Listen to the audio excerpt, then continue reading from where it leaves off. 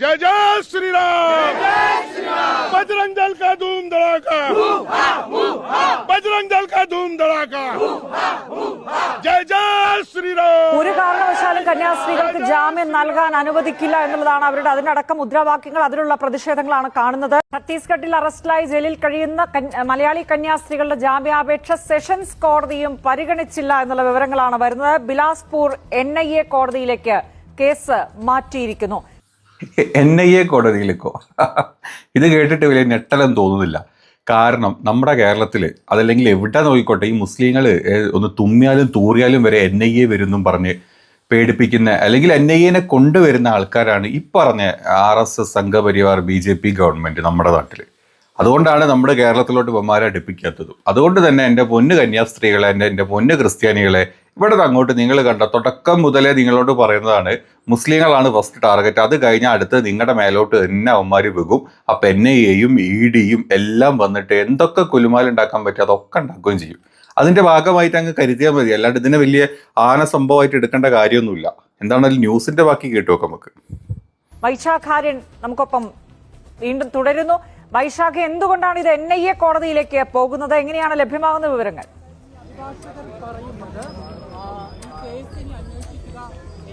അതായത് അല്പസമയം മുൻപാണ് ഈ ഒരു കേസ് ഛത്തീസ്ഗഡിലെ ദുർഗിലെ ജില്ലാ കോടതി പരിഗണിച്ചത്.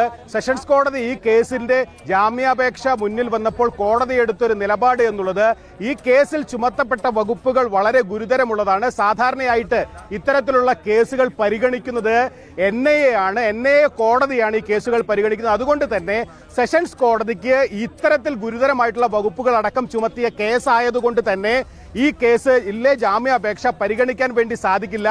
അതുകൊണ്ട് തന്നെ ഈ ജാമ്യാപേക്ഷ പരിഗണിക്കില്ല എന്ന് പറഞ്ഞ് ഒരു നിലപാടാണ് ഈ ഒരു കോടതി എടുത്തത്. സഭാ നേതൃത്വത്തിന്റെ അഭിഭാഷകനടക്കം കോടതിയിൽ കന്യാസ്ത്രീകൾക്ക് വേണ്ടി ഹാജരായിരുന്നു. ഏതായാലും ഛത്തീസ്ഗഡിലെ ബിലാസ്പൂരിലെ NIA കോടതിയിലേക്ക് ഈ കേസിന്റെ നടപടികൾ സെഷൻസ് കോടതി മാറ്റിയിരിക്കുകയാണ്. ഛത്തീസ്ഗഡിൽ ഈ വളരെ നിർണായകമായിട്ടുള്ള ഒരു നടപടി കോടതിയുടെ ഭാഗത്തു നിന്നും ഉണ്ടാകാനുള്ള ഒരു കാരണം, ഇതിൽ മനുഷ്യക്കടത്ത് എന്നൊരു വകുപ്പ് വന്നത് കൊണ്ടാണോ ഇതിപ്പോൾ NIA കോടതിക്ക് കീഴിലേക്ക് പോകുന്നത്?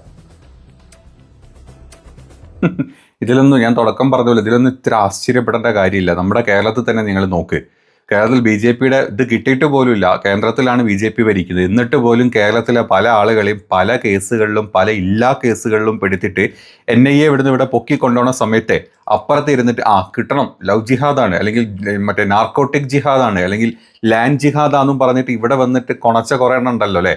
അത് ക്രിസ്ത്യാനിയിൽ എല്ലാത്തിലും പെടും, ക്രിസ്ത്യാനിയിലും പെടും, നമ്മുടെ സംഘിക്കൂട്ടത്തിലൊക്കെ പെടും. ക്രിസംഖികളെ കാര്യമായിട്ടോ ഞാൻ പറഞ്ഞത്, ക്രിസ്ത്യാനികളല്ല. ഈ സംഘികളും ക്രിസംഖികളും ഇവിടെ കിടന്ന് കൈയടിച്ച് ചിരിച്ചില്ലായിരുന്നോ? അതായത് മുസ്ലിമിനെ കണ്ടു കഴിഞ്ഞാൽ തന്നെ ദേഷ്യം വരുന്ന രീതിയിലോട്ട് ഈ നാട്ടിലെ ക്രിസ്ത്യാനികളെയും മുസ്ലിങ്ങളെയും തമ്മിലടുപ്പിച്ചവന്മാരാണ് ഈ പറഞ്ഞ സംഘികൾ. അന്നേ അവന്മാരോട് പറഞ്ഞതാണ് അടുത്ത പണി നിങ്ങൾക്ക് വരും എന്നുള്ള. അന്ന് പഠിച്ചില്ല. അന്ന് കൊണ്ടുവന്ന കേക്കെല്ലാം കൂടെ വാഴി കുത്തിക്കയറ്റി കൊണ്ടുവന്ന കിരീട മാതാവിൻ്റെ തലയിലും വെച്ച് കൊടുത്ത് ഇപ്പൊ കിരീടവും ഇല്ല കേക്കും ഇല്ല. അന്ന് കിരീടവും കേക്കും കൊണ്ടുവന്നതിന്റെ പൊടി പോലും ഇപ്പൊ കണ്ടിട്ടില്ല. നിങ്ങൾ ആരെയും കണ്ടോ? നമ്മുടെ കോവിയണ്ണനല്ലല്ലോ, വഴിക്ക് വരൂല, എല്ലാം കഴിയുമ്പോൾ വരും ആ ഒരു ഷിറ്റ് പറയാൻ വേണ്ടിയിട്ട്. അതിൽ ന്യൂസിന്റെ ബാക്കിയൂടെ കേക്ക്. അത്ര സുഖമുള്ള ന്യൂസൊന്നും അല്ലത്. യെസ്, അതായത് മനുഷ്യക്കടത്തടക്കമുള്ള ഭാരതീയ ന്യായ സംഹിത സെക്ഷൻ 143 അടക്കം ചുമത്തിയ കേസായതുകൊണ്ട് തന്നെ ഈ കേസിൽ സ്വാഭാവികമായിട്ടും NIA ഇടപെടും. അതുകൊണ്ട് തന്നെ ഇത്തരം കേസുകൾ കൈകാര്യം ചെയ്യുന്ന ബിലാസ്പൂരിലെ NIA കോടതിയിലേക്ക് ഈ ജാമ്യ ഹർജി മാറ്റുകയാണ് ചെയ്തിട്ടുള്ളത്. തീർച്ചയായിട്ടും കോടതിക്ക് കൃത്യമായിട്ടുള്ള ബോധ്യമുണ്ട് ഇനി കേസിൽ കേന്ദ്ര അന്വേഷണം വരാൻ പോവുകയാണ്. അതായത് NIA ഈ കേസ് ഏറ്റെടുക്കാൻ വേണ്ടി പോവുകയാണെന്ന ബോധ്യത്തിന്റെ വിവരത്തിന്റെ അടിസ്ഥാനത്തിലാണ് കോടതിയുടെ ഭാഗത്തു നിന്ന് മുൻകൂട്ടി ഇത്തരത്തിലൊരു നടപടി ഉണ്ടായിട്ടുള്ളത്. അതുകൊണ്ട് തന്നെ വളരെ വൈകാതെ തന്നെ NIA ഈ കേസിൽ ഛത്തീസ്ഗഡിലെ NIA ഈ കേസിൽ ഒബ്ജക്ഷൻ ഫയൽ ചെയ്യുകയും ഇനിയുള്ള നടപടികൾ ബിലാസ്പൂരിലെ NIA കോടതിയിലേക്ക് മാറുകയും ചെയ്യുകയാണ്. തൽക്കാലം വളരെ കനത്തൊരു തിരിച്ചടിയാണ് ഇപ്പോൾ ഈ ഒരു കേസിൽ ഈ അഭിഭാഷക ഛത്തീസ്ഗഡ്. അതാണ് ഈ എത്ര ദിവസം ഇനി കന്യാസ്ത്രീകൾ ജയിലിൽ തുടരേണ്ടി വരും എന്നുള്ളതാണ് ഇപ്പോഴത്തെ ആശങ്ക. പ്രത്യേകിച്ചും ഇത്ര ദിവസമായി ഇനി NIA കോടതി നിയമ നടപടികൾ.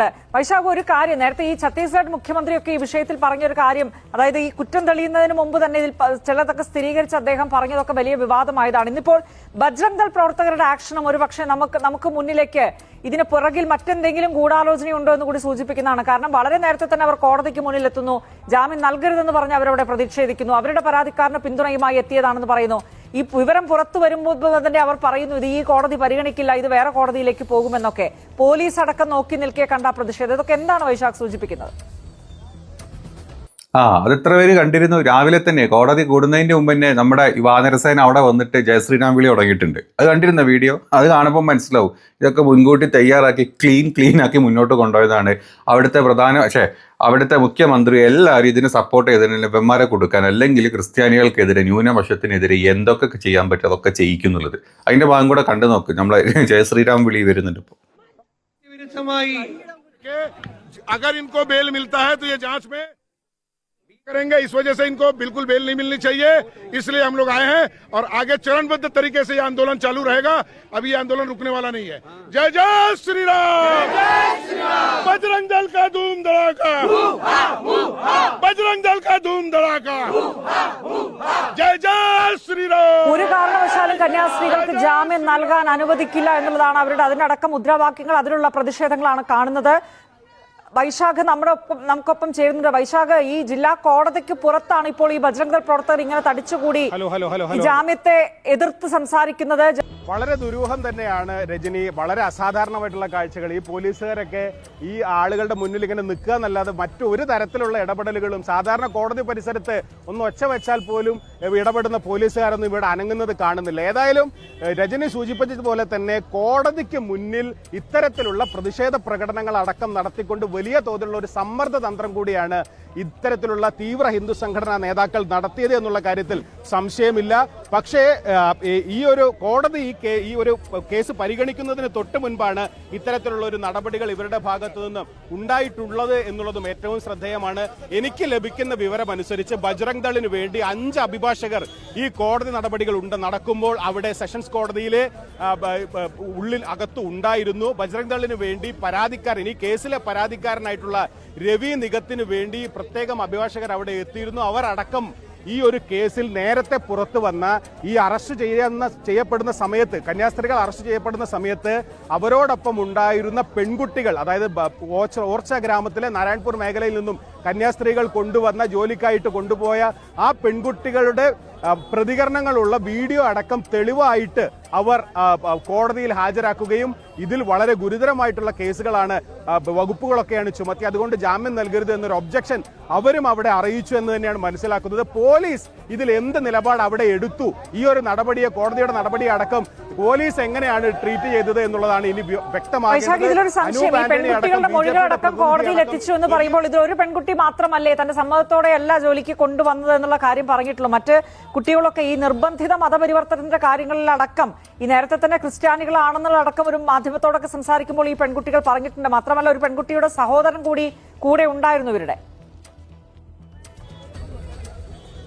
അവിടെയാണ് ഇനിയിപ്പോൾ ഈ ടെസ്റ്റ്. നിങ്ങൾ എന്തേ വിചാരിച്ച് ഈ 2 ദിവസം എന്തിനാണ് ജാമ്യം കൊടുക്കാണ്ട് വെച്ചത്? ഈ 2 ദിവസം കൊണ്ട് ഈ പറഞ്ഞ പിടിച്ചുകൊണ്ടുപോയ ബാക്കിയുള്ള ആളുകളെയും കൂടെ മൊഴി മാറ്റും. അതായത് സ്വന്തം അവരുടെ നാടാണ്, അവരുടെ നാടിന്ന് അവരുടെ മുഖ്യമന്ത്രി വരെ ഇതിനെതിരെ സംസാരിച്ച് കഴിഞ്ഞാൽ പിന്നെ ആ പെൺകുട്ടികൾ മൊഴി മാറ്റാണ്ടിരിക്കുമോ?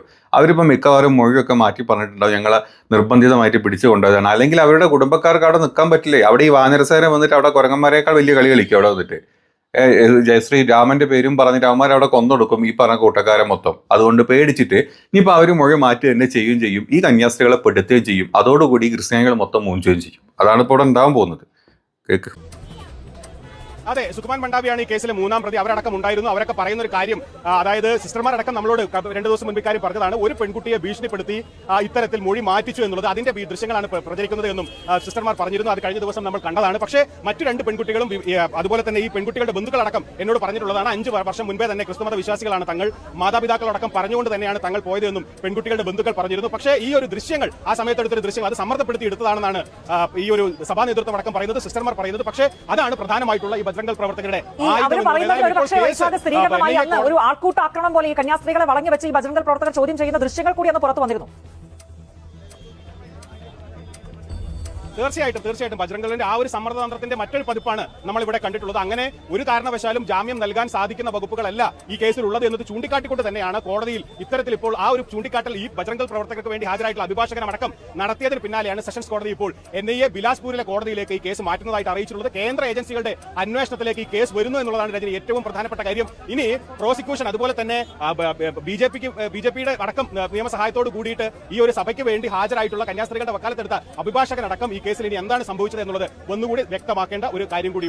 അതായത് കേസ് വൈശാഖ് സൂചിപ്പിച്ചത് തന്നെയാണ് വേറെ പ്രസക്തം. ഇതിപ്പോൾ ദേശീയ അന്വേഷണ ഏജൻസികൾക്ക് കീഴിലേക്ക് പോവുകയാണ്. അതായത് അവിടെ ഒരു ആശുപത്രിയിൽ അഗ്രയിൽ ഒരു ആശുപത്രിയിൽ ജോലി ചെയ്തിരുന്ന നമ്മുടെ മലയാളികളായ 2 കന്യാസ്ത്രീമാർ അവർ വീട്ടുജോലിക്കായി അവിടെ കൊണ്ടുവന്ന പെൺകുട്ടികളെ കൂട്ടാൻ സ്റ്റേഷനിലേക്ക് പോയി. ആ സാഹചര്യമാണ് ഇപ്പോൾ അവരെ 5 ദിവസമായി ജയിലിൽ കിടത്തിയിരിക്കുന്നതും. ഈ നിർബന്ധിത മതപരിവർത്തനം, മനുഷ്യക്കടത്ത് തുടങ്ങി ഇതൊക്കെ നമ്മൾ കാലങ്ങൾ മുമ്പേ പറയുന്നുണ്ട്. നമ്മൾ ഞാനെന്നല്ല, പലരും നമ്മുടെ നാട്ടിൽ കാലങ്ങൾ മുമ്പേ പറയുന്നുണ്ട്, ഇവന്മാർ കൊണ്ടുതരുന്ന കേക്കിൽ വിശ്വസിക്കരുത്. അവന്മാർ ആദ്യം കേക്ക് തരും, പിന്നെ അതിൻ്റെ ഉള്ളിൽ ഗുണ്ട് വെച്ച് വിഷം വരെ കലർത്തി തന്നിട്ട് നിങ്ങളെ പെടുത്തും എന്നുള്ളത്. അന്നൊക്കെ നിങ്ങൾ കൈയടിച്ച് ഞങ്ങൾ ഹിന്ദുക്കളുടെ കൂടെ അല്ലെങ്കിൽ ഞങ്ങൾ BJPയുടെ കൂടെ കൂടാൻ പോവാണ്, മുസ്ലിങ്ങൾ മൊത്തം ലവ് ജിഹാദാണ്, ഇവിടെ നാർക്കോട്ടിക് ജിഹാദാണ്, ലാൻഡ് ജിഹാദാണ്, മറ്റേ ജിഹാദാണ്, മുസ്ലിങ്ങൾ ഈ ലോകത്ത് പെരുകിക്കൊണ്ടിരിക്കുകയാണ്, അവന്മാർ അങ്ങനെ ചെയ്യും, ഞങ്ങൾ എങ്ങനെ ചെയ്യും എന്നുള്ള 4 വർത്താനം പറഞ്ഞ് മുസ്ലിങ്ങൾക്ക് അയിത്തം വരെ പറഞ്ഞിട്ട് നിങ്ങൾ നമ്മുടെ കേരളത്തിൽ വരെ മാറി നടക്കുന്ന എല്ലാ ക്രിസ്ത്യൻ സഹോദരങ്ങൾക്കും അല്ലെങ്കിൽ ക്രിസംഗികൾക്കും, നല്ലവരായ ക്രിസ്ത്യാനികളല്ല പറയുന്നത്, ക്രിസംഗികൾക്കും ഇപ്പം ഒരു പാഠം കിട്ടിയിട്ടുണ്ടാവും. നിങ്ങൾ എന്തേ വിചാരിച്ച് നിങ്ങളങ്ങനെ പാലൂട്ടി ഇങ്ങനെ കൊഴുപ്പിച്ച് നടത്തുന്നു? ഇല്ല, പണി കിട്ടുമായിരിക്കും, അതെന്നെ കിട്ടും. അതായത് ഈ പറഞ്ഞ ഹിന്ദുത്വ തീവ്രവാദികൾ പറഞ്ഞു നടക്കാൻ പോകുന്നത് ഈ നാട്ടിൽ നിന്ന് ഇവിടെ ക്രിസ്ത്യാനിയും വേണ്ട, ഇവിടെ മുസ്ലിമും വേണ്ട, മറ്റൊന്നും വേണ്ട, ഞങ്ങൾ മാത്രം കുറച്ച് വാല് മുളച്ച വാനരസേന മാത്രം മതി, ഞങ്ങളിവിടെ പഴയ യുഗത്തിൽ മറ്റേ ശ്രീരാമന്റെ യുഗത്തിലോട്ട് ഇന്ത്യനെ കൊണ്ടുപോകുന്നതിന് അവർ നിൽക്കുന്നത്. രാജ്യം മുന്നോട്ട് പോകുമ്പം ഇന്ത്യ മാത്രം പിന്നോട്ടാണ് പോയിക്കൊണ്ടിരിക്കുന്നത്. ആകെ മോദിജി വിടുന്ന കണക്കിൽ വാട്സപ്പ് യൂണിവേഴ്സിറ്റിയിൽ മാത്രമേ ഇന്ത്യയുടെ ഈ എന്താ പറയുക വളർച്ച കാണിച്ചിട്ടുള്ളൂ. പിന്നെ ഇവിടെ വളരുന്നത് കുറെ അദാനിനും അംബാനിനും പോലത്തെ കുറെ മുതലാളിമാരുമാണ്. ആ ബോധമില്ലാണ്ട് ഇപ്പോഴും ഈ കുടിലിൽ കിടന്നിട്ട് പട്ടിണി കിടന്നിട്ട് ഇപ്പോഴും മോദിജിക്ക് ജൈവി കളിക്കുന്ന വാനരന്മാർ മാത്രമാണ് ഈ സംഖ്യകൾ. അവന്മാർ ഇന്നലെ മുസ്ലിമിനെയും ഇന്ന് ക്രിസ്ത്യനെയും മുഖത്തടിച്ച് ഇവിടുന്ന് പറഞ്ഞേക്കുന്നവരെ നീയൊക്കെ കുണച്ചോണ്ടിരിക്കും. അത്ര ഇവിടെ വരാൻ പോകുന്നുള്ളൂ. അതിന്റെ ഭാഗമാണ് ഈ പണി കിട്ടിയത്. കഴിഞ്ഞ ദിവസം ഇന്നലെ എന്തരായിരുന്നു, നമ്മുടെ ചന്ദ്രശേഖരൻ വന്ന് വലിയ വലിയ കുണകൾ അടിച്ചിരുന്നു. അയ്യോ ഞങ്ങൾക്ക് അറിയാം അവിടെ ഒന്നും നടന്നിട്ടില്ല, ഞങ്ങൾ അത് കണ്ടിരുന്നു. നിങ്ങൾ ഒരു ചെറിയൊരു പോഷൻ വെച്ചുതരാം. ഞങ്ങൾ അതിനു വേണ്ടി എന്ത് വേണമെങ്കിലും എന്ത് ചെയ്യണമെങ്കിലും ഞങ്ങൾ ചെയ്യും. കാരണം ഞങ്ങൾക്കൊരു വിശ്വാസമുണ്ട്, ഇത് മതപരിവർത്തനം ആയിരുന്നില്ല, ഹ്യൂമൻ ട്രാഫിക്കിംഗ് ആയിരുന്നില്ല. കണ്ടില്ലേ, ഇവനൊന്നും ഒരു തേങ്ങി അറിയില്ല എന്നുള്ളത് ചിന്തിച്ചാൽ മതി. വെറുതെ വന്നിട്ട് പത്രങ്ങളുടെ അല്ലെങ്കിൽ ഇതിന്റെ മുമ്പിൽ വന്നിട്ട് എന്തെങ്കിലും ഡയലോഗ് അടിച്ച് പോവാ നേരത്തിന് വേണ്ടിയിട്ട് അവിടുത്തെ കോടതിയോ അല്ലെങ്കിൽ അവിടുത്തെ മുഖ്യമന്ത്രിയോ അവിടുത്തെ ഒരാളും ഇവിടുന്ന് ഒരുത്തം കെട്ടി പോയിട്ടുണ്ട്, അനൂപ് ആന്റണി. അവൻ എന്തോ അവിടെ മല മറക്കുന്നത്, അവൻ മലയല്ല മറച്ചത്, അവൻ മലയിലെ ഞാൻ പറയുന്നില്ല ബാക്കി, അവൻ അതാ അവിടെ മറച്ചോണ്ടിരിക്കുന്നത്. എന്നിട്ട് ഇപ്പം അവസാനം വീണ്ടും ജയിലിൽ തുടരും. അങ്ങനെ സന്യാസിമാർ ജയിലിൽ തുടരും. NIA കോടതിയിലോട്ട് കേസ് മാറ്റി. ഇനി എന്തൊക്കെയാണോ ജോർജ് കുര്യനും ഈ പറഞ്ഞ അനൂപ് ആന്റണിയും ഈ പറഞ്ഞ രാജീവ് ചന്ദ്രശേഖരനും കൂടെ ഇവിടെ മെഴുകാൻ പോകുന്നത് എന്നുള്ളത് കാണാം അതിൻ്റെ ബാക്കി കേട്ടോ.